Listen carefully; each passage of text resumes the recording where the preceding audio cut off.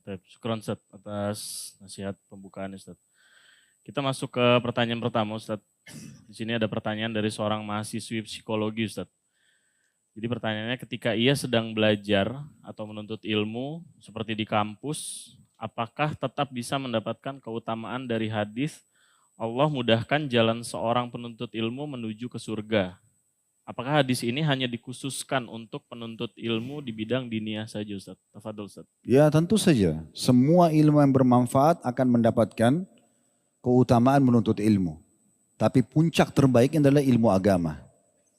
Dan perlu difahami, kalau kita bagi kriteria ilmu itu, tingkatannya, maka yang wajib menuntut ilmu agama, selain ilmu agama yang baik-baik saja, ilmu kedokteran, ilmu apa saja, hisab matematika misalnya, semua itu adalah sunnah.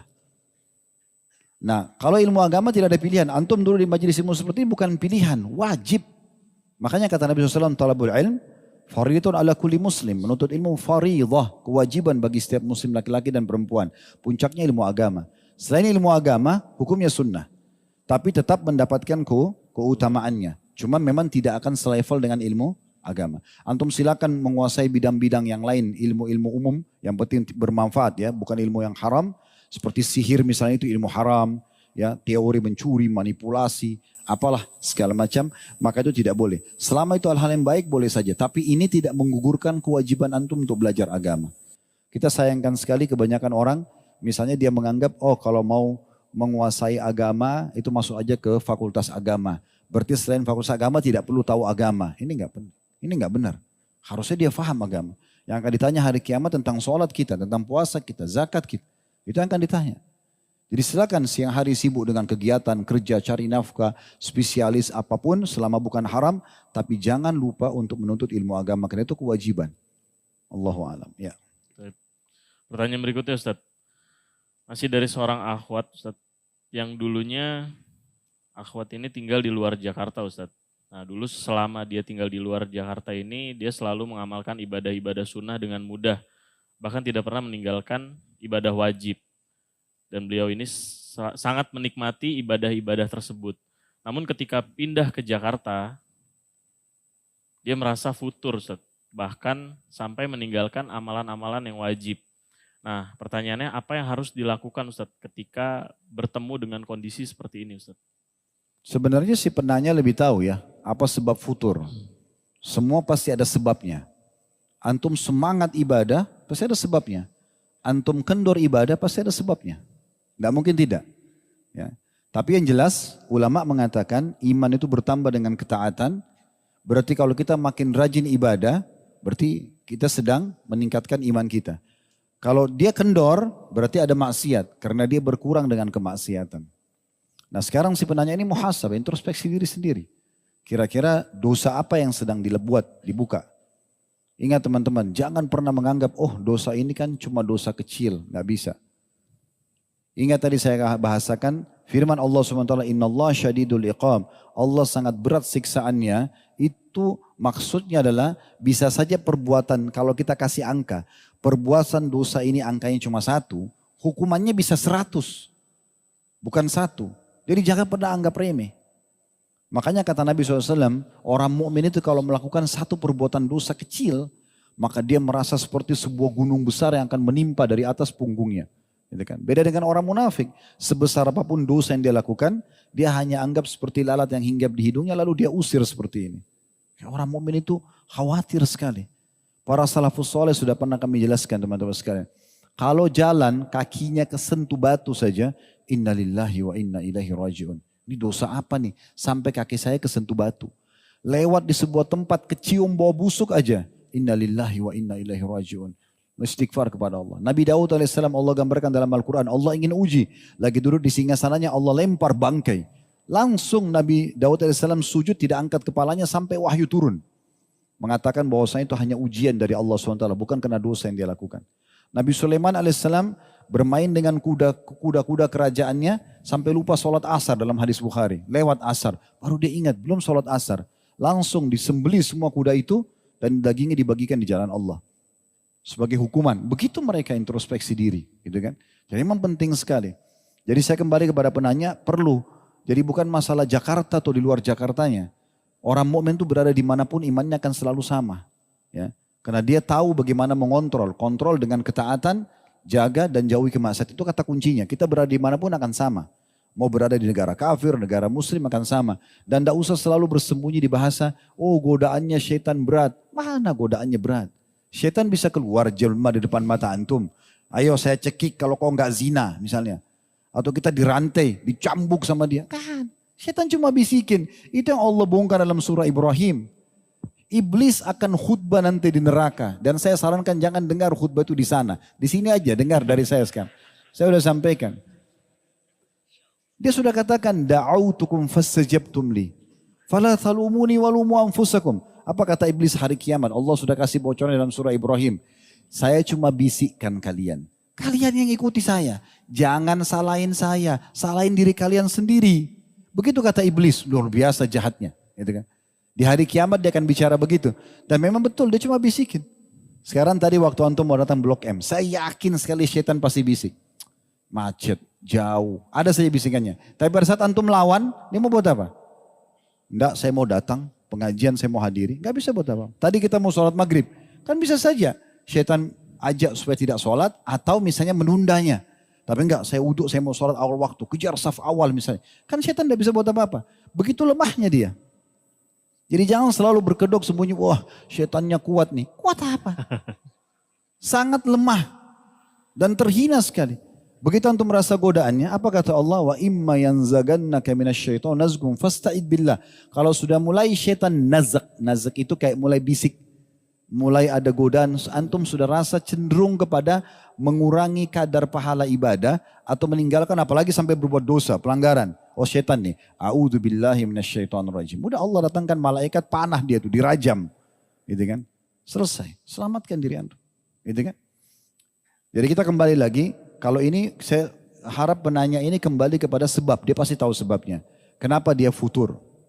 Kenapa dia merasa jauh dari agama? Kenapa di kampungnya atau di kotanya dulu dia rajin ibadah sunnah, sekarang dia tidak? Pasti ada sebabnya. Apakah sebabnya itu karena kepadatan kerja? Apakah itu karena komunitas teman-teman yang dia sekarang bergaul gitu kan? Itu kan dia bisa tahu semuanya. Karena seharusnya orang mukmin tidak akan berubah dimanapun dia berada. Antum kalau sudah komitmen untuk menjaga itu akan terjaga. Para salafus saleh, mereka kalau ada di Madinah, dari para sahabat dulu, mereka di Madinah sholat malam, di kancah peperangan mereka sholat malam, lagi safar tiba di satu negara mereka sholat malam, tidak pernah mereka tinggalkan. Tidak akan berubah itu kalau orang mukmin. Antum di Jakarta sholat malam, antum safar ke Bogor, antum safar ke Bandung, antum safar ke Jayapura, misalnya antum safar ke luar negeri, tetap komitmen antum jaga. Memang sudah harus begitu. Ya, Allahu a'lam. Ya. Tanya berikutnya Ustaz. Pertanyaan dari seorang ikhwan Ustaz, yang berencana untuk melakukan akad nikah dan mempersiapkan bulan madu. Apakah boleh Ustaz meniatkan untuk bulan madu bersama istri nanti dengan datang ke kajian? Salah satunya kajian antum Ustaz. Karena alhamdulillah ahwatnya juga mau Ustaz. Apakah boleh datang ke kajian antum atau datang ke kajian lain dengan niat seperti itu Ustaz, selain menuntut ilmu diniatkannya? Tentu saja nggak masalah. Tapi kan biasanya persepsi orang bulan madu itu kan biologis ya. Biasanya begitu. Tapi kalau antum mau selipin waktu di mana antum selesai akad nikah, biasanya antum bersama dengan pasangan, oke kita selipin nih, dalam bulan pertama ini kita selalu hadir majelis ilmu, maghrib, isya, habis itu baru acara suami istri malamnya, ya enggak ada masalah. Enggak ada larangan, malah itu sangat positif, sangat bagus gitu. Sebagian salaf itu menghabiskan malam pertama mereka dengan sholat malam berjamaah. Mereka enggak interaksi biologis. Dinukil banyak sekali kisah dari para salafus saleh, pada saat mereka pengantin baru, setelah mereka sholat sunnah, biasanya ada sunnah selepas akad nikah, ya, dan mendoakan ubun-ubun istri, kemudian mereka mulai sholat di malam hari itu, dan akhirnya pasangannya ikut, dan mereka sholat berdua, sampai pagi. Ya. Mereka habiskan justru bersyukur kepada Allah dengan ibadah. Karena interaksi biologis bisa setiap saat. Tapi ibadah bersama ini kalau dimulai di awal sekali pernikahan, berarti nanti seakan-akan ada pesan ke setiap pasangan, suami ataupun istri, kedepannya kita begini loh ya. Nah seakan-akan itu sebuah prinsip hidup, itu sangat baik. Ya. Pertanyaan berikutnya Ustaz. Pertanyaan dari seorang saudara muslim yang membantu meminjamkan uang kepada salah satu keluarganya. Namun uang yang saya pinjamkan malah digunakan untuk usaha dan hasil usahanya digunakan untuk berzina dengan perempuan. Dan ketika saya ingin meminta untuk mengembalikan uangnya, saya malah dibilang munafik karena tidak ikhlas dalam membantu. Saya tidak ridho Ustadz jika amanah yang saya berikan malah digunakan untuk berzina. Bagaimana saya harus bersikap Ustadz? Ini butuh mungkin dirincikan lebih dalam ya pertanyaan ini. Kalau saya renungi tadi apa yang dibaca, yang pertama adalah masalah utang. Kalau antum mengutangkan kepada orang lain dan sudah ada akad pembayaran, antum nggak boleh nagih sebelumnya. Ya kan? Kita kan dalam hadis al-muslimuna ala syurutihim. Orang muslim harus sesuai dengan akad yang disepakati. Sekarang saya utangkan kepada Akh Ammar. Beliau mau utang 1 juta rupiah, saya pinjamin. Kapan dibayar Mar? Insya Allah dibayar bulan depan Ustaz. Misal contoh. Misalnya ini bulan Agustus nanti akhir September akan dibayar. Saya nggak boleh tiba-tiba datang di akhir Agustus bayar sekarang utang kamu. Nggak bisa. Karena sudah akadnya begitu. Itu dulu poin dipahami. Terlepas daripada nanti Ammar pakai apa uang itu. Dia mau pakai bisnis kah? Dia mau pakai kebutuhan keluarga? Karena dia sedang utang kan. Kalau dia mengajak saya investasi, dia buka usaha nih, misalnya kios atau apa. Ustadz ayo ikut nih, saya ikut sama-sama investasi. Nah di saat itu saya bisa intervensi. Ya gitu. Karena ternyata uang yang tadinya untuk investasi kios, ternyata Ammar enggak dipakai untuk kebutuhan keluarganya. Keluar daripada akad, di situ saya boleh intervensi. Tapi kalau utang piutang, gak ada urusannya dengan intervensi ini. Kita utangkan orang, kan gitu. Itu poin dulu. Dan kita cukup mengejar keutamanya. Yang kedua, masalah dia melakukan kemaksiatan. Antum dapat dari mana dia berzina ini? Informasinya dari mana? Hati-hati, bab zina ini, menuduh orang berzina ini bahaya sekali, ini berat. Sudah tahu belum? Kalau kita menuduh orang berzina, harus kita datangkan 3 orang yang lain selain kita, melihat orang yang sama, di tempat yang sama, perbuatan yang sama.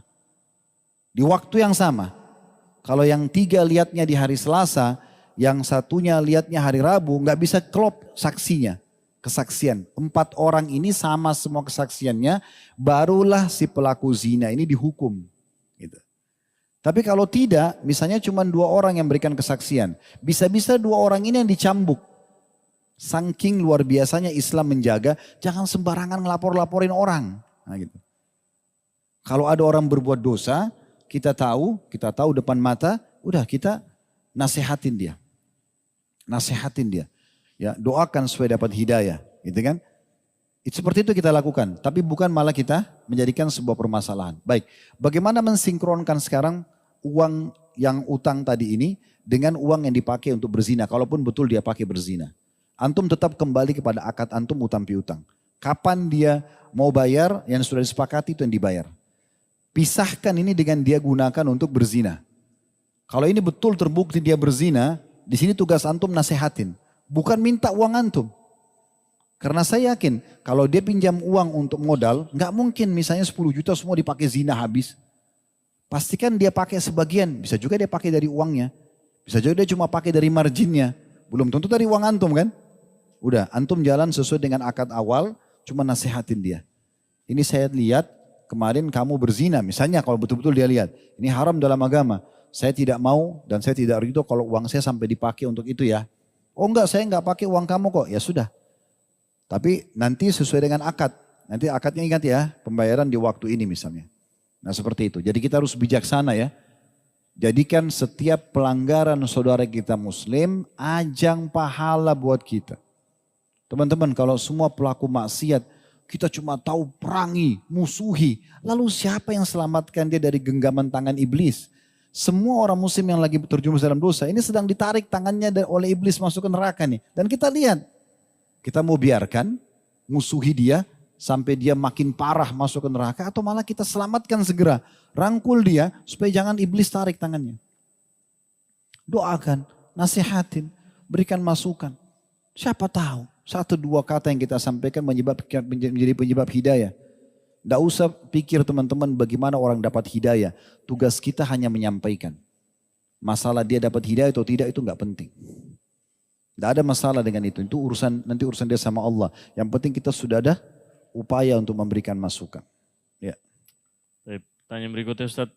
Ini dari seorang yang ragu akan masuk surga Ustadz. Sebab masih banyak dosa. Khawatir jika terlalu percaya diri, justru malah terlena dan sombong. Mohon nasihatnya Ustadz jika kita mengalami hal seperti ini Ustadz. Kalau dia terus dalam dosanya, pelanggaran demi pelanggaran dilakukan, lalu dia berangan-angan akan masuk surga, ini salah. Mirip dengan orang kerja di perusahaan, tapi dia terus melakukan pelanggaran. Dan dia berharap tidak di PHK. Kan tidak mungkin. Pasti satu waktu akan datang, mungkin bukan cuma SP1, SP2, mungkin akan langsung SP3 atau mungkin di PHK, kan gitu. Kenapa teman-teman harus kita menjerumuskan diri kita pada hal-hal yang merusak nama baik kita? Gak usah gitu kan. Kalau dia memang membuka pintu dosa terus dan dia berangan-angan masuk surga, ini gak mungkin. Karena bentrok dengan sunnatullah, peraturan Allah. Allah mengatakan orang yang beriman dan beramal saleh masuk surga. Orang yang maksiat dan membangkang masuk neraka. Gak mungkin orang membangkang ini masuk surga. Kan gitu. Bagaimana bisa dia lakukan pelanggaran, dia berharap ini balasannya? Gak mungkin. Bagaimana bisa dia malas-malasan di kantornya, tidak berprestasi, lalu dia berharap dapat semua full fasilitas, itu gak mungkin. Kan secara akal sehat gak mungkin. Gitu kan. Tapi kalau si penanya yang dimaksudkan adalah, saya pernah buat dosa banyak Ustaz. Kira-kira saya masih layak gak masuk surga? Tentu saja layak. Tentu saja layak. Terlalu banyak contoh dalam masalah ini. Masih ingat kisah Khuwairik, pendeta Yahudi yang masuk Islam di perang Uhud? Yang baru syahadat di waktu duha, masuk ikut perang di Uhud, terbunuh. Belum pernah sujud sekalipun. Dulunya ini Yahudi membenci Islam. Tapi dapat hidayah dia masuk Islam. Waktu Nabi SAW lihat jenazahnya, kata Nabi SAW, apakah ini orang tadi yang baru syahadat? Kata para sahabat, ya Rasulullah. Kata ini subhanallah, dia syahadat waktu duha, dia meninggal sebelum duhur, jadi belum kena kewajiban sholat. Kata Nabi SAW, siapa yang melihat penghuni surga, lihat orang ini. Siapa yang melihat penghuni surga yang belum pernah sujud sekalipun, lihat orang ini. Ada juga orang baru masuk Islam dari salah suku Arab, tiba-tiba terbunuh mati syahid. Kata Nabi SAW, dia telah berbuat sedikit, syahadat saja, dan panen pahala yang sangat besar. Artinya apa? Kuasa Allah Subhanahu Wa Taala. Allah bisa maafkan sebanyak apapun dosa yang dilakukan, gitu kan? Jadi jangan pernah putus asa. Kalau kondisinya dia pernah buat dosa dan dia khawatir, terlalu percaya diri dengan dosa yang dulu pernah dilakukan, tapi dia sudah tobat, apakah dia akan masuk surga atau tidak? Kalau ini, maka tidak usah khawatir. Karena kata Nabi SAW, at-taibu minadz-dzam kaman la dzambalah. Siapa yang tobat dari dosa seperti tidak ada dosanya sama sekali. Dan kita harus yakin dengan itu. Memang kuasa Allah Subhanahu Wa Taala. Kalau misalnya ada orang iseng nih, tanda kutip dia bilang begini, kalau gitu Ustaz kita buat dosa aja terus. Toh nanti kita tobat diterima sama Allah. Ini pemikiran yang keliru. Ini syubhat dari syaitan. Jangan diikuti, ya. Kalau ada bisikan untuk berbuat dosa dengan alasan, toh Allah Maha Pengampun, nanti gampang tobat, toh tobat juga akan membersihkan dosa yang lalu. Ini pemahaman keliru dari syaitan. Karena bisa saja tidak sempat taubat meninggal, kan gitu. Dan daripada kita buka pintu dosa, yang misalnya gini, detik-detik di mana orang berbuat zina misalnya di hotel 2-3 jam misalnya. Dia buat dosa di hotel 2-3 jam. Seminggu kemudian dia taubat, bersih dosanya. Karena kalau dia taubat nasuha bersih dosanya kan.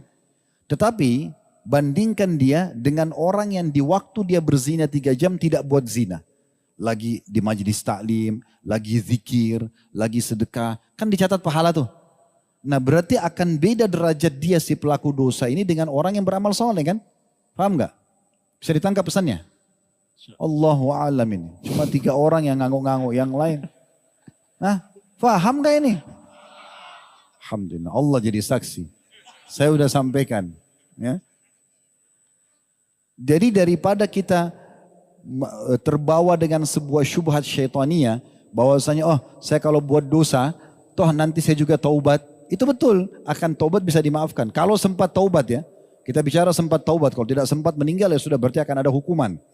Tapi kalau dia sempat taubat, baik langsung pertemukan ini dengan orang yang dia buat zina 3 jam. Misalnya hari Senin dia buat zina 3 jam. Minggu depan Senin lagi dia taubat. Bandingkan dia dengan yang hari Senin dia berzina 3 jam itu orang beribadah. Tentu lebih tinggi derajatnya orang ibadah. Lalu untuk apa buat dosa? Kenapa enggak ketaatan saja? Saya pernah sampaikan di pengajian dan saya ingatkan kembali.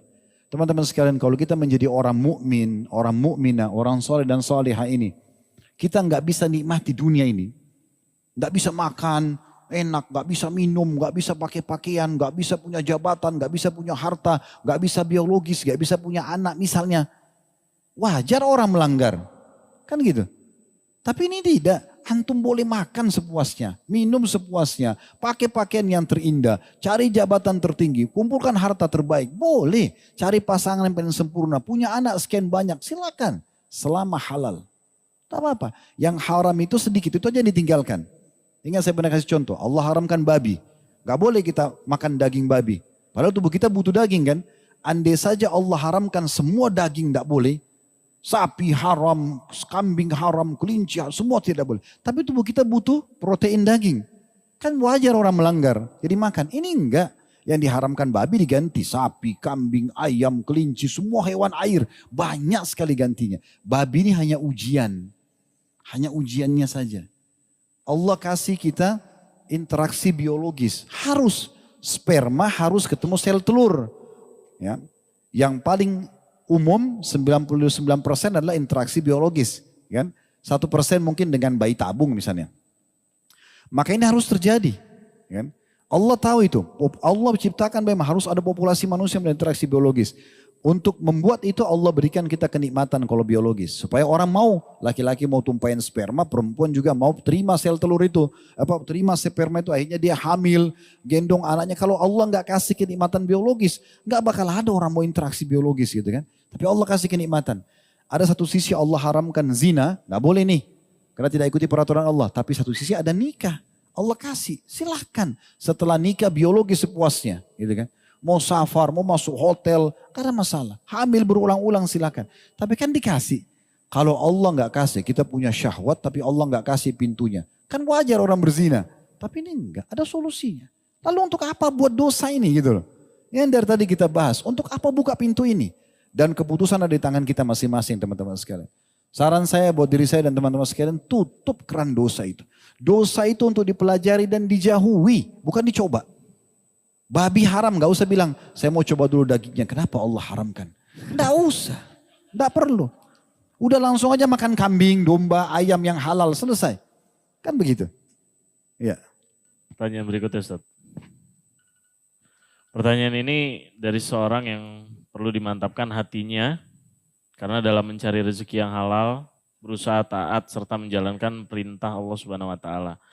Tapi malah mendapatkan rezeki yang pas-pasan. Malah cenderung kurang. Akan tetapi di luar sana banyak orang-orang yang mencari rezeki tanpa memperhatikan hukum Allah. Bahkan tidak menjalani perintah-perintahnya tapi kok malah rezekinya mengalir bahkan berlimpah. Dan hidup seakan serba ada tanpa kekurangan sedikit pun. Mohon nasihatnya Ustaz. Ini yang jadi permasalahan bagi penanya. Karena dia mengurung rezeki di uang, di materi. Selama itu di benak antum, ini akan sulit.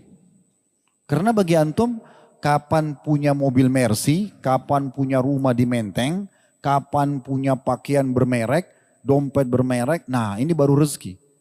Tapi kesehatan, pasangan hidup, ketenangan jiwa, semua antum lupain ini.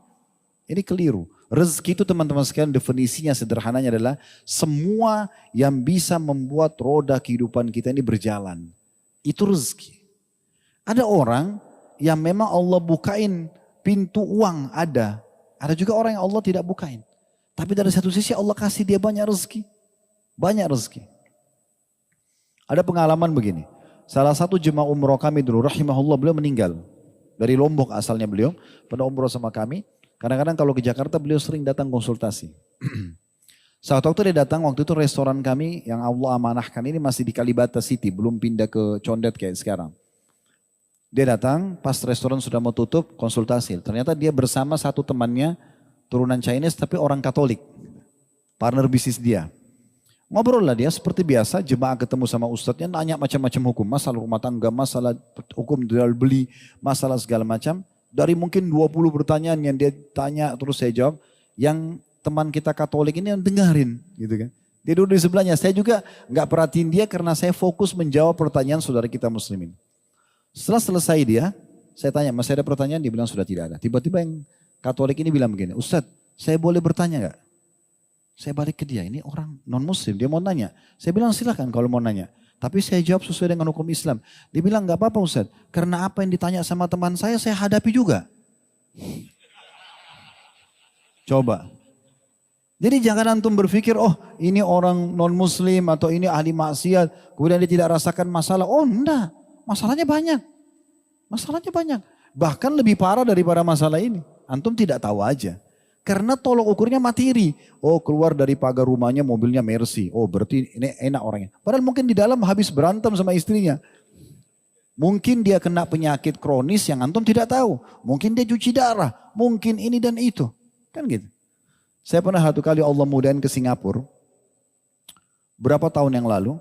Kemudian saya sewa naik taksi. Ketemu sama supir taksinya. Mungkin kalau tampangnya orang ini di Indonesia orang kaya ini. Tapi dia supir taksi gitu. Ngobrol-ngobrol lah sepanjang jalan kami keliling. Saya mau tahu Singapura ini seperti apa muter-muter. Subhanallah mungkin 2 jam kami keliling itu. Semuanya isinya keluhan. Ini orang non muslim dia. Semua isinya keluhan. Dia susah hidup. Anaknya susah sekolah. Ada penyakit ketimpa dia. Ribut sama mertuanya. Jadi jangan antum pikir orang-orang itu nikmat. Enggak, mereka juga punya masalah. Kata Allah SWT, in ta'alamuna fa'innahum ya'lamun kama ta'alamun. Kalau kalian merasa sakit, mereka juga rasa sakit. Mereka juga rasa masalah, bukan tidak rasa masalah. Gitu kan? Cuma bedanya, antum sebagai seorang muslim punya panduan. Di saat lagi ada masalah, sabar. Ada pahalanya. Oh kita jadi semangat hadapin masalah itu kan. Nah seperti itu. Kalau mereka tidak punya panduan itu, akhirnya larinya ke mabuk, ke segala macam. Jadi jangan kurung rezeki di materi saja. Insya Allah kita akan lanjutkan pertanyaan berikutnya Ustadz. Pertanyaan ini dari seseorang yang sedang bingung Ustadz dalam memahami kata syukur. Karena seolah-olah apabila kita menjadi orang yang bersyukur, jadi terkesan tidak perlu semangat dalam mengejar dunia. Dalam arti syukuri aja apa yang ada, meskipun sedikit, meskipun kekurangan, ya syukuri aja gitu. Jadi bagaimana Ustadz sebenarnya mengartikan rasa syukur ini Ustadz? Tafadhol Ustadz. Baik, alhamdulillah, wassalatu wassalamu ala rasulillah. Sebelum kita jawab inti pertanyaan ini, sebenarnya kita kembali dulu ke surah Al-Qasas, surah nomor 28 ayat 77. Ini dulu landasan hukumnya. Ya. Allah berfirman, وَابْتَقِ فِيمَا أَتَاكَ اللَّهُ الدَّارَ الْآخِرَ وَلَا تَنْسَ نَصِيبَكَ مِنَ الدُّنْيَا وَأَحْسِنْ كَمَا أَحْسَنَ اللَّهُ إِلَيْكَ al-ayah. Yang artinya, kejarlah apa yang Allah janjikan untukmu di akhirat kelak dan jangan lupakan bagianmu dari dunia. Dan berbuat baiklah, patulah kepada Allah sebagaimana Allah berbuat baik kepadamu. Dari ayat ini, setiap muslim yang beriman pada Allah, pada Al-Quran, pada Rasulullah SAW faham. Kalau memang orang muslim harus mengimbangi antara dunia dan akhiratnya. Cuma memang dia dahulukan akhirat. Antum lagi aktivitas urusan dunia selama bukan haram, tapi terdengar azan, kita tinggalkan untuk akhirat kita. Ada transaksi ditawarkan, besar mungkin keuntungannya, tapi karena haram, kita tinggalkan karena kita berpikir akhiratnya. Nah itu landasan hukumnya. Jadi sebenarnya orang muslim bukan berarti harus meninggalkan dunia. Keliru itu. Saya bahkan kemarin di daerah Sumatera, tepatnya di wilayah Solok kemarin kita buat sebuah tema jadilah VIP. Ya. Bagaimana Islam sebenarnya menyuruh para penganutnya dengan dalil-dalil yang cukup banyak untuk berpenampilan yang rapi dan bersih. Itu dicontohkan oleh Nabi SAW dan banyak ayat-ayat Al-Quran bicara masalah itu. Kita disuruh makan makanan yang halal dan thayyibah yang berkualitas. Kita disuruh mengejar jabatan tertinggi selama kita mampu dan tidak menelusuri jalur-jalur yang haram. Kita dibolehkan untuk mengumpulkan harta yang banyak. Yang penting mengetahui sumbernya halal dan juga hak Allah di situ. Dari zakat dan sedekah dan seterusnya. Bagaimana Nabi SAW menegur seorang sahabat karena penampilannya kumuh. Lalu Nabi tanya, kau punya harta? Dia bilang ada ya Rasulullah. Saya punya unta, saya punya domba. Dia sebutkan beberapa harta dia. Lalu kata Nabi SAW, kalau gitu mana kau dari bekas nikmatnya Allah? Allah nggak pernah suruh kau berantakan begini gitu. Ayo berpenampilan yang rapi, bersih, jaga nama baikmu, kejar prestasi terbaikmu. Gak ada masalah dari dunia. Tapi orang muslim menambahkan prestasi terbaiknya di akhirat. Dunia ditunggangi untuk mendapatkan akhirat sana. Ini dulu poin yang perlu kita fahami untuk menjawab pertanyaan tadi. Nah kalau pertanyaan tadi misalnya kalau kita terkurung dengan kata syukur, Kemudian sebatas pemahaman penanya di sini adalah kalau orang bersyukur berarti tidak perlu mengejar dunia. Gitu kan? Karena ya sudah syukuri saja yang ada. Ini batasan pemahaman yang perlu diluruskan. Ya, tanda kutip di sini. Kenapa? Karena konsep dasarnya dalam surah Ibrahim, la in syakartum la azidannakum. Kalau kalian bersyukur kata Allah, aku akan tambah. Kalau seseorang diberikan sebagian dari nikmat dunia kemudian dia bersyukur, pastikan melalui ayat ini dia akan ditambah. Gitu kan? Jadi jangan ada persepsi, oh kalau saya bersyukur berarti saya tidak akan mengejar prestasi tambahannya. Enggak, justru akan ditambah dengan sendirinya. Gitu kan? Jadi persepsi ini perlu diluruskan dulu. Karena persepsi ini keliru. Kalau dikatakan kalau begitu, bagaimana saya untuk apa bersyukur sementara ini akan mengurangi motivasi saya untuk mengejar dunia. Enggak, keliru. Justru dengan bersyukur kita jadi lebih semangat untuk mengejar. Karena kan akan dijanjikan tambahannya. Ya seperti itu. Ya. Baik, Ustaz. Pertanyaan berikutnya, Ustaz. Ini pertanyaan dari seorang istri yang ingin mengetahui apakah hukum dilaknat oleh malaikat berlaku juga jika seorang suami menolak ajakan istri. Yang saya dengar hanya istri saja yang dilaknat malaikat jika menolak ajakan suami. Ada kalimat penutup ya, Ustaz. Semoga berlaku juga sebaliknya, Ustaz. Tafadhol, Ustaz. Dalam bertanya hukum syar'i, jangan menggunakan egoisme. Ya. Kita harus membuka hati kita, membuka pikiran kita. Ini hukum Allah. Masuk akal kita atau tidak masuk akal, selama Allah yang tentukan, selesai. Apa firman Allah SWT? Maka nali mu'minin wala mu'minatin idha qadallahu wa rasulu amran an yakuna lahumul khiyaratu min amrihim. Tidak layak bagi orang yang mengaku laki-laki mukmin dan perempuan mukminah kalau Allah dan Rasulnya sudah menentukan satu hukum, mereka masih punya pilihan yang lainnya. Memang sudah begitu. Kita walaupun para sahabat dulu menjadikan khamr itu minuman mereka seharian. Waktu masa jahiliyah. Saking sukanya mereka sama khamr sampai proses pengharaman amr melalui 3 kali proses turun ayat. Terakhir itu baru turun surah Al-Ma'idah surah nomor 5 ayat 90 atau 92 itu tentang masalah pengharaman khamar. Sebelumnya cuma dilarang sholat dalam kondisi mabuk karena mereka punya satu tradisi seperti itu. Ya. Tapi seperti itulah. Akhirnya mereka tinggalkan juga. Ujungnya akan mereka tinggalkan. Jadi memang ini hukum Allah Subhanahu Wa Taala kita terima walaupun kita tidak suka. Gitu kan. Itu poin dulu. Baik, sekarang tentang masalah inti pertanyaan. Apakah berlaku laknat Allah kepada suami yang menolak ajakan biologis istrinya? Sebagaimana hadis menyebutkan, kalau istri yang menolak ajakan suaminya dilaknat, jawabannya tidak. Kenapa? Karena itu hukum Allah. Yang ada dalam dalil istri yang dilaknat. Ada alasan-alasannya. Alasan yang pertama, jarang sekali suami nolak. Iya. Coba saya tanya sini, ini laki-laki sekian ribu orang datang. Antum kalau diajak sama istri nolak gak? Ah, sudah dengar akhwat? Gak ada yang nolak. Kecuali istrinya bau, ya, bau jengkol, bau nggak mandi mungkin. Tapi kalau dia wangi, dia cantik, siapa yang nolak? Laki-laki itu colek sedikit langsung dia semangat. Jadi nggak mungkin laki-laki nolak itu. Kecuali dalam, insya Allah dalam kondisi dia sakit pun selama belum stroke pasti dia mau. Sampai ada istilah di kalangan lelucon antara laki-laki. Kalau laki-laki itu pun sudah mau sakarat, ya sudah mau meninggal, tapi antum masih ajak bicara tentang nikmatnya biologis, dia semangat. Emang sudah begitu. Beda sama perempuan. Perempuan itu butuh dirangsang dulu, butuh keadaan yang nyaman dulu, butuh kata-kata rayuan dulu, baru dia mau. Kan begitu. Oleh karena itu kalau laki-laki sudah coba mengajak istrinya, sudah coba merayu dan dia nolak, disitulah dia kena laknat. Kan begitu. Poin yang lain. Laki-laki sama perempuan beda dari sisi syahwat. Laki-laki itu karena memang Allah ciptakan mereka untuk luar, di luar rumah maksudnya ya. Sholat berjamaah di masjid, ngantar jenazah, cari nafkah, jihad. Kan di luar rumah semua ya. Berarti kan fitnah di luar ini besar sekali, godaan. Yang bisa menimpah mereka gitu kan. Oleh karena itu mereka butuh untuk dipenuhi kebutuhannya. Sementara perempuan lebih banyak di rumah, lebih tenang secara kejiwaan ya. Sehingga gejolak dalam masalah biologis itu lebih besar bagi laki-laki. Belum lagi sebagian ulama mengatakan sperma itu mengandung api, ada kandungan apinya. Saya tidak tahu secara medis, tapi saya pernah dapat dalam beberapa buku ulama memang seperti itu. Sehingga dia panas. Umumnya laki-laki itu kalau tidak terlampiaskan maka dia emosi. Larinya ke emosi. Karena memang pengaruh daripada sperma itu sendiri.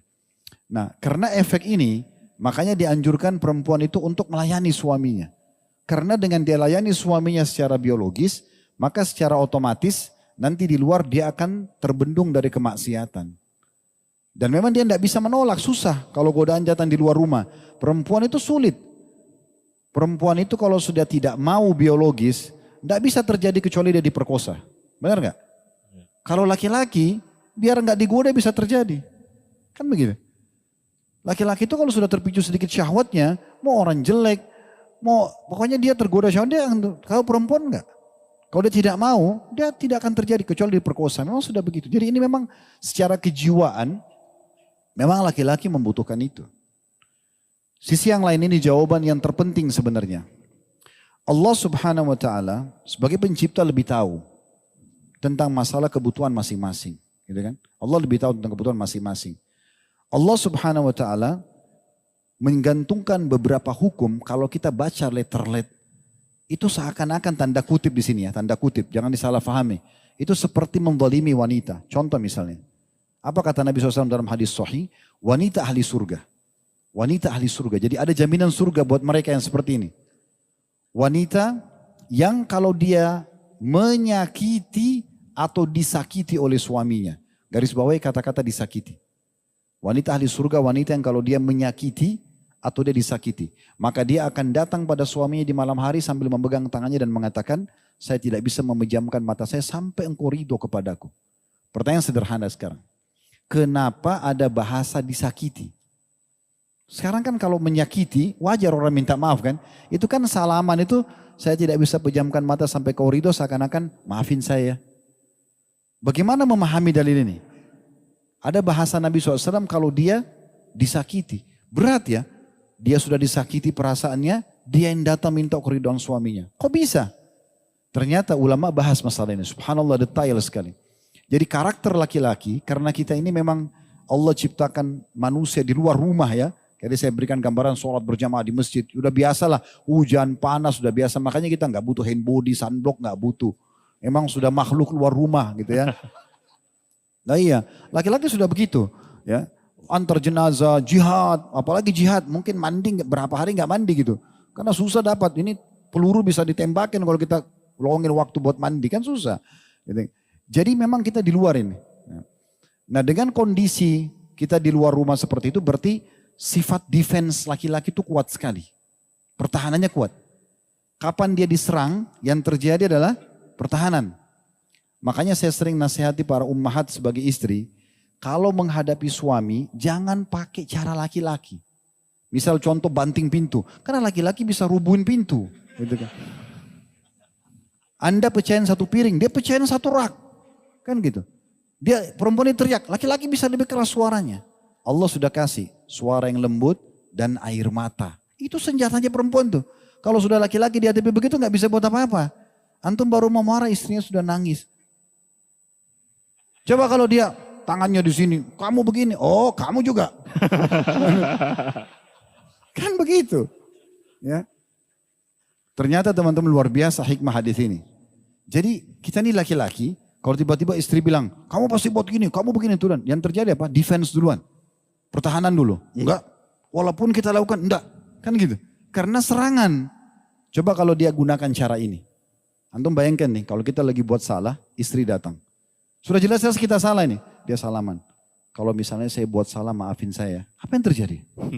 Oh enggak, saya yang salah. Wah, gitu. Keluar ke jantan ya, ngakuin kesalahan. Nah itu hikmahnya. Karena Allah pencipta lebih tahu karakter laki-laki jangan dengan keras, nggak bisa. Diajak berantem benar dia, gitu kan. Makanya dengan lemah lembut, dengan kesantunan itu luar biasa. Menundukkan bagaimana egonya laki-laki itu tertunduk itu dengan cara seperti itu. Ya jadi kasus masalah laknat ini adalah sebenarnya bentuk kasih sayang Allah. Karena kalau tidak diancam seperti ini mungkin perempuan malas. Dia kan butuh dirangsang dulu. Ada sebagian laki-laki dia sudah syahwatnya penuh di kepalanya. Dia nggak ada waktu untuk merayu lagi.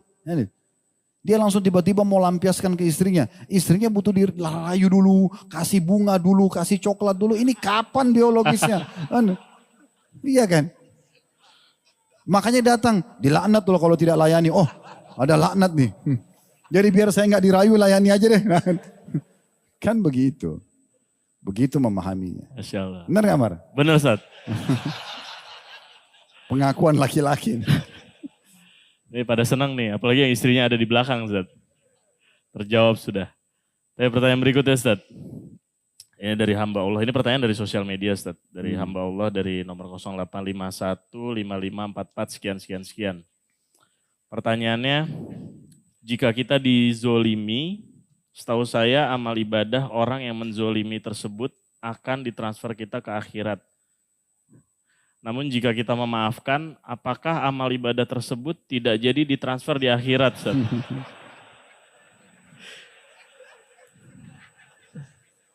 Jadi apa keutamaan memaafkan orang yang menzolimi kita? Kita Ustaz, syukran jazakallah khair. Ini penanya sepertinya mau panen pahala orang nih. Tanpa berbuat, dia berharap tidak usah minta maaf gitu ya. Jadi teman-teman sekalian, perlu fahami poin penting. Allah mengatakan dalam firman-Nya surah Al-Imran, wal afina 'anil nas wallahu yuhibbul muhsinin. Dan orang yang suka memaafkan orang lain dan Allah suka dengan orang yang berbuat kebaikan. Jadi memaafkan orang lain ibadah. Ibadah itu. Jadi jangan antum pikir orang ini pernah berbuat salah nih. Kalau dia tidak minta maaf saya dapat transfer pahala. Kalau dia tidak minta maaf, ya, kalau dia tidak minta maaf saya dapat pahala. Kalau dia minta maaf berarti saya tidak dapat transfer pahalanya. Memang antum gak dapat pahala dia, tapi antum dikasih pahala besar sama Allah. Karena memaafkan sendiri ibadah. Mana yang lebih baik? Dari sisi besarnya kadar pahala nanti didapatkan. Apakah dengan memaafkan orang atau dengan kita membiarkan dia tidak minta maaf atau memaafkan dia, kemudian kita panen pahalanya hari kiamat, lebih besar yang pertama. Itu beranjak daripada hadis yang masyhur, hadis Abdullah bin Amr bin As radhiyallahu anhuma yang pernah saya sampaikan tablik akbar Sabtu kemarin juga ya, yang Nabi SAW menunjuk akan masuk dari pintu ini ahli surga. 3 hari berturut-turut orang yang sama ditunjuk. Maka Abdullah bin Amr bin As penasaran, sengaja jadi tamu di rumah orang itu dan mau tahu orang ini buat apa sih? Kok 3 hari Nabi diamin masuk surga? Padahal orang ini bukan sahabat yang sering kenalan sama orang, interaksi, sholat pulang gitu aja. Jarang sekali dia interaksi sama orang-orang secara umum. Maka setelah tidur di rumahnya malam hari, dia terbangun tengah malam, dia berdoa tapi dia nggak sholat malam. Maksudnya nggak semalam suntuk. Menjelang subuh dia baru sholat. Sholat subuh iya. Siang harinya juga dia tidak puasa. Maka Abdullah bin Amr penasaran mengatakan saya sebenarnya nginap di rumah kamu ini. Bukan karena saya butuh nginap, tapi saya penasaran kenapa kok dijamin 3 hari masuk surga oleh Nabi. Dia orang itu tadinya diam, dia mengatakan kalau amal saya begini saja. Setelah Abdullah bin Amr bin As mau keluar rumah baru dipanggil sama dia. Sebentar, kalau itu yang kau tanyakan, mungkin yang kau butuhkan adalah saya ini setiap kali mau tidur, selalu saya bersihkan hati saya dari hasad dan saya memaafkan semua orang. Kata Abdullah bin Amr bin As, oh karena itulah yang membuat kau dapat jaminan surga dan itu belum kami miliki. Berarti kan memaafkan orang lain dapat surga. Mana antum pilih? Terima dapat amal dia atau masuk surga? Masuk surga. Karena kalau kita dapat tambahan amal, belum tentu tambahan amal dia pada saat ditumpuk sama amal kita sudah lolos masuk surga, belum tentu. Tapi dengan memaafkan dapat surga langsung. Ya tentu saja kita ambil jalan pintasnya. Lebih baik kita memaafkan orang lain. Selain daripada itu teman-teman sekalian, memaafkan orang lain resep awet muda. Kalau semua orang kita dongkolin nih, marah sama semua orang, oh keriputannya luar biasa nih. Sedikit disentuh orang marah, sedikit sendalnya keseser marah, semua marah. Ini jadi habis umurnya untuk itu. Kan? Ada orang buat masalah, saya maafin, lega, jalan saja. Oh nanti saya dapat pahalanya dengan saya memaafkan. Kan selesai. Ini sumber pahala yang sederhana gitu. Aduh kita lagi jalan, ada orang ugal-ugalan. Udahlah semoga Allah kasih hidayah, saya maafin. Pahala lagi, padahal cuma ngomong gitu doang. Gitu kan? Karena enak. Daripada antum kejar dia, klakson juga, berantem. Apa yang didapat? Gak ada gitu. Pertanyaan berikutnya Ustaz, ini masalah rumah tangga lagi Ustaz. Saya dan istri sangat bahagia di dalam pernikahan kami. Tapi Ustaz, saya sadar saya bukan laki-laki yang tampan. Istri saya juga tidak terlalu cantik. Terkadang ketika kami berhubungan, saya suka terbayang artis-artis terkenal. Apakah saya berdosa, Ustadz? Bagaimana cara menghilangkan kebiasaan tersebut? Pertanyaan ini dari sosial media, Ustadz. Itulah hikmahnya kenapa Islam menyuruh guddul basar, turunkan pandangan dari yang haram. Karena syahwat mata ini akan membuat antum tidak pernah puas. Sekali antum buka di media yang tampil semua perempuan-perempuan cantik misalnya dan mengalahkan Islam, antum tidak akan pernah puas. Antum akan buka, lihat yang A, lihat yang B, lihat yang C, dan ini berpengaruh pada fitrah biologis seseorang. Itu yang tadi, dari pada saat dia biologis, biar istrinya sudah rangsang dia seperti apa, mohon maaf saya bahasakan ini, akhirnya dia tetap bayangkan orang lain, ini zalim terhadap istrinya. Begitu juga dengan perempuannya sama, seringnya nonton laki-laki yang kekar, padahal istrinya kurus, suaminya kurus misalnya. Ya. Atau dia selalu lihat orang yang tinggi besar, suaminya pendek. Maka akan mengubah fitrah biologis dia kan. Suaminya rangsang dia seperti apapun, dia zalim terhadap suaminya. Dia akan bayangkan laki-laki itu. Dari situlah juga ulama, salah satu sebab mengharamkan film porno gara-gara itu. Karena ditampilkan pasti orang lebih sempurna daripada pasangan kita. Dan zalim terhadap pasangan, kita bayangkan orang lain padahal yang memberikan kita kepuasan pasangan tersebut. Jadi saran saya yang pertama, guddul basar. Turunkan pandangan dari semua yang haram. Maka secara otomatis antum akan nikmatin apa yang Allah halalkan. Salah satu hikmah wanita disuruh berhijab, ini ulama bahas tentang masalah hikmah hijab, adalah kalau dia keluar rumah, suaminya selalu lihat dia berhijab. Pada saat dalam rumah, dilihat dia buka hijab, itu akan menambah rasa cinta. Kalau dia di luar buka jilbab, dalam rumah juga buka jilbab, tidak ada sesuatu yang istimewa. Itu secara kejiwaan. Gitu kan? Itu secara kejiwaan. Jadi memang guddul basar dulu. Itu dulu yang pertama. Ya. Jadi supaya tidak ada kebayang. Yang kedua berlindung kepada Allah SWT. Setiap datang bisikan itu a'udzubillahi minasyaitonirrajim. Karena memang ini cuman permainan syaitan di pikiran kita. Bukan yang sedang kita bayangkan yang ada depan kita kok. Terus untuk apa pikiran ke sana tapi yang kita nikmati yang ini? Kenapa kita makan tempe? Nih bayanginnya ayam susah. Kan gitu. Gak bakal enak tempenya kan? Saya sering kasih ilustrasi contoh makanan ini supaya mudah difahami. Kalau antum mau enak menikmati setiap apa yang Allah kasih sebagai nikmat, nikmatin yang sedang ada. Lagi ada nasi, tempe, sambal. Bismillah, nikmatin. Itu enak sekali kita makan. Tapi di saat itu antum bayangkan, kenapa tempe? Coba kambing goreng ya. Jadi susah, tempenya jadi nggak enak gitu kan. Apalagi antum sambil makan tempe di depan antum ini ada ayam goreng, ada ini. Wow jadi macam-macam. Udah tempe saya bayangin ayam deh. Kan nggak mungkin gitu. Ya. Jadi coba nikmatin yang itu. Berlindung kepada Allah SWT kalau ada ini. Ya. Kemudian teman-teman sekalian, hadis Nabi SAW yang mulia yang ketiga, sering saling memberikan hadiah. Sering memperbaharui interaksi hubungan suami istri itu. Karena kata Nabi SAW, tahadu tahabu. Saling memberikan hadiah maka kalian saling mencintai. Walaupun hadiah kecil. Cobalah suami saling memberikan hadiah. Terus selalu perbaharui. Perbaharui itu dengan cara komunikasi. Ini banyak masalah dalam interaksi biologi suami istri. Mereka tidak transparan. Tidak terbuka. Kebutuhannya apa yang kamu suka, apa yang misalnya yang saya lakukan yang memuaskan kamu, itu dibahasakan karena itu halal. Di situ saatnya antum bicara.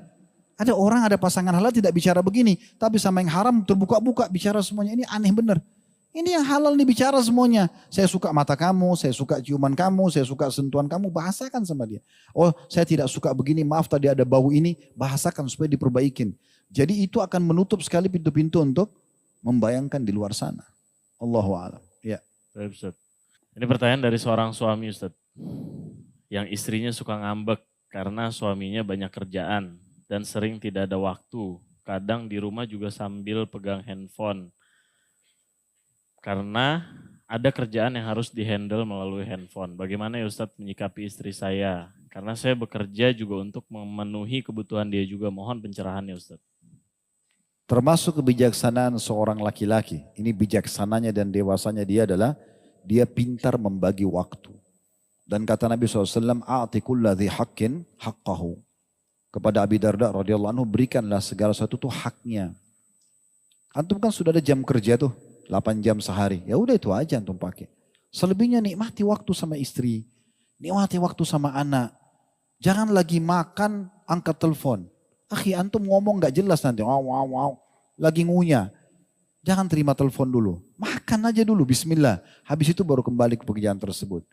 Jangan juga istri sudah nunggu 8 jam, 10 jam antum di luar jalan, 8 jam kerja dengan macetnya misalnya 10 jam, ketemu pun sibuk dengan handphone. Taruh handphonenya, ngobrol sama dia, berikan haknya. Berapa banyak orang yang lakukan haram, dia pacaran di luar sana haram, dia bisa tidak angkat telepon, baru perlu dimatikan hanya untuk nikmati yang haramnya. Kenapa antum tidak nikmati sama yang halal nih? Permainan syaitan semuanya. Sudah, waktunya istirahat, berikan semua haknya.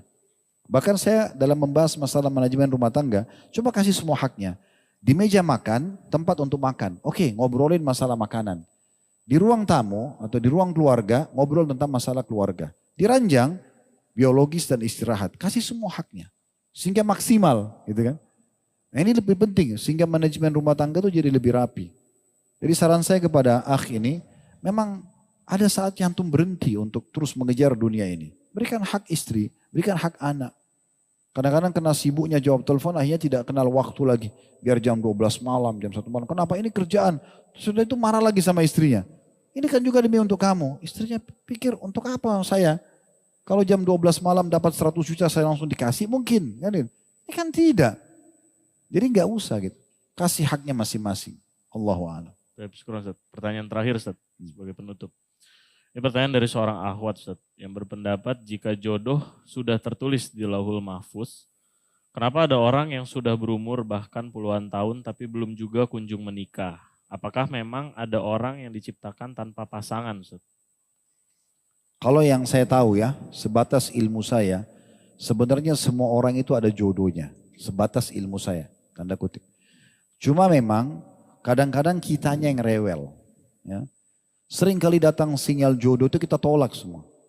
Siapa teman-teman di antara kita sini yang belum menikah? Yang belum menikah ya. Berapa kali peluang nikah antum datang? Tidak mungkin tidak pernah. Ada orang yang suka, ada yang tawarin anaknya, ada yang tawarin saudaranya. Tapi ini terlalu tinggi, saya mau yang lebih pendek sedikit. Ini terlalu putih, saya mau yang hitam sedikit. Oh ini terlalu kurus, tulang-tulang semuanya, saya mau yang gemuk. Apalah. Dia sendiri yang terlalu banyak rewel gitu. Karena Allah subhanahu wa ta'ala memberikan fitrah, dasarnya kita diciptakan untuk punya keturunan. Kan gitu. Populasi manusia kan. Gak mungkin tidak ada interaksi biologis. Allah jadikan pernikahan sebagai syariat. Allah janjikan pahala besar di biologis. Allah jadikan amal jari yang besar di anak-anak. Masa Allah buat orang tidak ada jodohnya? Kan gak mungkin. Harusnya connect dong. Kan gitu. Cuma memang kitanya yang selalu nolak. Mungkin dalam kehidupan kita sudah 10-20 orang kita tolak semuanya. Padahal sebenarnya kalau datang sinyal itu jangan buru-buru nolak. Ya. Coba sholat istikharah dulu. Saya juga menasihati begini bagi teman-teman yang masih jomblo ini, yang belum nikah, laki-laki atau perempuan. Jangan terlalu idealis dalam meletakkan kriteria pasangan. Karena terlalu banyak nonton film Korea lah atau film apalah. Akhirnya terlalu idealis. Harusnya seperti itu rambutnya, harusnya seperti itu matanya. Itu cuma satu di Korea, nggak ada di Indonesia. Nggak usah antum cari di sini. Terlalu jauh ke sana, makanya Guddul Basar turunkan dari itu udah. Kalau datang, sholat. Coba bayangkan waktu Nabi SAW melamarkan Julaibib radhiyallahu anhu. Julaibib orang yang jelek secara fisik, masyhur begitu. Ya, bukan kita jelekin, memang dalam riwayat disebutkan Julaibib jelek secara fisik. Orangnya kurus, pendek, kulitnya gelap. Begitu radhiyallahu anhu. Nabi SAW sangat mencintai beliau karena keimanannya. Sampai waktu dia meninggal mati syahid, ada 7 orang, 8 orang kafir terbunuh di sebelah dia. Nabi SAW menggendongnya sambil mengatakan, saya bagian dari dia bagian dari saya. Waktu masih hidup, Nabi SAW pernah datang ke rumah seorang wanita, orang Ansar dan melamar. Mengatakan, setelah salam saya ada hajat dengan anak perempuan kalian. Oh langsung mereka sambut meriah. Karena ini Nabi, siapa yang tidak mau terima lamarannya? Bahasa Nabi, saya punya hajat dengan anak perempuan kalian, berarti mau melamar. Lalu Nabi SAW mengatakan, bukan buat saya, tapi buat Julaibib. Begitu dengar Julaibib, kedua orang tua perempuan itu bilang, tunggu sebentar. Nolak duluan. Karena terkenal Julaibib di Madinah jelek. Gitu secara fisik.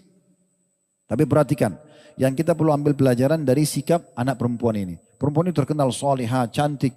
Apa jawabannya? Wahai ayah dan ibu, dari belakang hijabnya ini, dia dengar suara Nabi SAW sebutkan, dia juga tahu siapa itu Julaibib. Dia mengatakan, apakah anda berdua mau menolak lamaran Rasulullah SAW?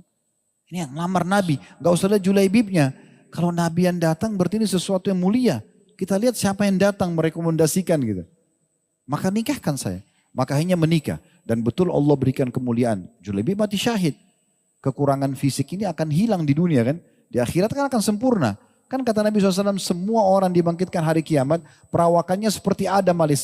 Tidak lagi orang pendek. 60 siku ke langit. 27,5 meter. Jadi yang pendek-pendek ini gak usah khawatir. Cuma di dunia. Nah iya, nanti kembali besar. Apa kata Nabi SAW? Wajahnya seperti Yusuf.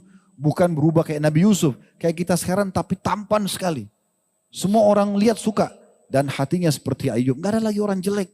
Gitu kan? Gak ada lagi orang yang pemarah, yang pendendam, gak ada lagi. Semua orang baik di surga. Jadi cuma dunia doang. Orang yang memahami secara keimanan begitu. Dia terima tuh. Ada orang subhanallah di awal lamaran, di awal peluang langsung dia tangkap sinyal itu, langsung menikah. Udah bahagialah dia. Makanya jangan teman-teman bersangka buruk sama Allah. Ini sampai bahas masalah Lauhil Mahfud jauh sekali di langit sana gitu. Kenapa di Lauhil Mahfud tercatat berarti ada orang yang tidak dapat jodoh? Ini karena dia sendiri berkecamuk dengan pikirannya. Pertanyaannya kenapa antum tidak ya menerima sinyal? Jadi orang menikah itu sebenarnya teman-teman seperti sinyal makanan. Antum tiap hari lapar kan? Dapat tuh ada peluang lapar nih. Lewat rumah makan Padang, lewat rumah makan apa Sunda. Tinggal antum pilih mau makan yang mana kan gitu. Yang penting laparnya hilang. Nah seperti itu. Nah begitu juga jodoh itu. Enggak sesulit yang dibayangkan. Yang penting kita sudah datang sinyal dari Allah SWT dan tidak melakukan hal yang haram. Insya Allah itu adalah suatu petunjuk yang baik. Udah tinggal istikharah, minta sama Allah kemudahan, Allah mudahin menikah aja. Tentu saya tidak katakan kalau gitu Ustaz berarti kita nikah sama yang jelek-jelek saja. Enggak. Ya. Tapi Allah akan datangkan orang yang pantas gitu kan. Insya Allah yang paling cocok. Saya setelah berumah tangga baru saya sadari, oh ternyata memang dari sekian pilihan Allah kasih ini mungkin yang paling cocok. Karena ada kesamaan di beberapa hal. Oh ini mungkin yang terbaik lah yang Allah sudah pilihkan. Kita bersangka baik dengan Allah SWT. Karena bisa saja baik bagi kita belum tentu baik buat Allah Subhanahu wa taala. Allahu a'lam.